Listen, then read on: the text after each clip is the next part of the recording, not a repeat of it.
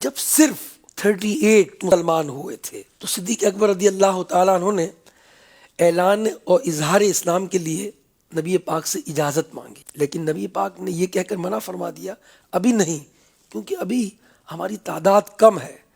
لیکن صدیق اکبر نے اصرار کیا اور ان کے اصرار پر نبی پاک نے اجازت دے دی۔ پھر ہر شخص اپنے خاندان کو اسلام کی دعوت پیش کرنے لگا۔ حضرت ابوبکر صدیق نے خطبہ دیا۔ مشرکین مکہ نے جب مسلمانوں کو کھلم کھلا دعوت اسلام دیتے دیکھا تو ان کا خون کھول اٹھا، اور حضرت ابوبکر صدیق پر وہ ٹوٹ پڑے، اور مسلمان جو ان کے ساتھ تھے ان پر ٹوٹ پڑے اور بری طرح انہیں مارا پیٹا، یہاں تک کہ عتبہ بن ربی جو بڑا خبیث شخص تھا وہ قریب آیا اور اس نے اپنے ناپاک جوتے آپ کے مبارک چہرے پر مارنے لگا اور آپ کے پیٹ پر چڑھ کر اچھل کود کرنے لگا، آپ کو مار مار کر اتنا زخمی کر دیا کہ آپ کا چہرہ پہچانا نہیں جاتا تھا۔ صدیق اکبر زخموں کی تاب نہ لاتے ہوئے بے ہوش ہو گئے، اور جب آپ کے قبیلے والوں کو پتہ چلا تو وہ دوڑے ہوئے آئے اور مشرکین کو آپ سے دور کیا اور آپ کو گھر لے آئے۔ صدیق اکبر ایسا لگ رہا تھا کہ اب زندہ نہ رہیں گے، اس لیے انہوں نے بیت اللہ میں آ کر اعلان کیا کہ اگر ابو بکر صدیق زندہ نہ رہے تو اس کے بدلے میں ہم عتبہ کو ضرور قتل کریں گے۔ یہ اعلان کر کے وہ دوبارہ واپس آئے۔ بالآخر دن کے آخری حصے میں صدیق اکبر عاشق اکبر کو ہوش آ گیا۔ قبیلے والے آپ سے خیریت دریافت کرنے لگے تو کہا کہ میرے آقا کیسے ہیں مجھے یہ بتاؤ۔ یہ بات سن کر قبیلے کے کئی لوگ ناراض ہو کر چلے گئے کہ جس کی وجہ سے یہ سب ہوا ابھی تک اسی کا نام لے رہے ہو۔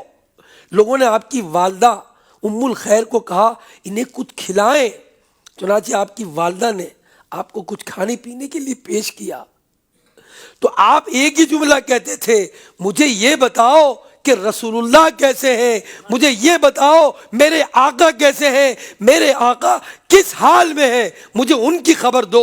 یہ حالت دیکھ کر آپ کی والدہ کہنے لگی اللہ کی قسم مجھے نہیں معلوم۔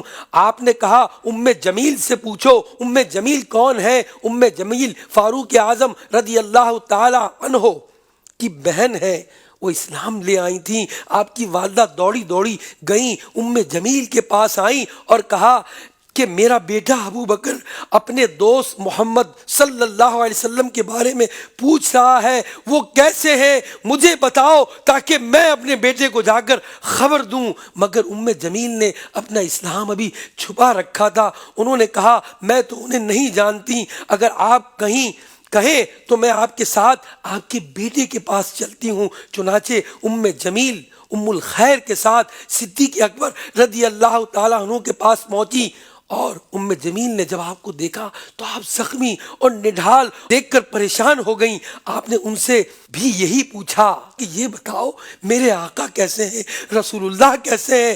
تو انہوں نے آپ کی والدہ کی طرف اشارہ کیا کہ دیکھو یہ سن رہی ہیں۔ آپ نے فرمایا کہ ان کی فکر نہ کرو، میرے آقا کی خیریت بتاؤ۔ فرمایا خدا کی قسم میں اس وقت تک نہ کچھ کھاؤں گا نہ پیوں گا جب تک میں اپنے آقا کو دیکھ نہ لوں گا۔ ام جمیل نے کہا آقا علیہ السلام بالکل خیریت سے ہیں، مگر صدیق اکبر نے یہ سننے کے بعد کھانے کا پھر بھی انکار کیا۔ بہرحال جب سب لوگ چلے گئے تو آپ کی والدہ اور ام جمیل نے آپ کو سہارا دیا اور نبی پاک علیہ السلام کی بارگاہ میں لے کر حاضر ہوئے۔ اپنے اس عاشق زار کو نبی پاک نے دیکھا تو آپ دیدہ ہو گئے اور آگے بڑھ کر تھام لیا اور ان کے بوسے لینے لگے۔ آپ کو زخمی دیکھ کر نبی پاک علیہ السلام پر رقت طاری ہو گئی اور عرض کی یا رسول اللہ میرے ماں باپ آپ پر قربان ہو، میں ٹھیک ہوں، بس تھوڑا سا میرا چہرہ ہی تو زخمی ہوا ہے۔ یہ تھے صدیق اکبر رضی اللہ تعالیٰ عنہ۔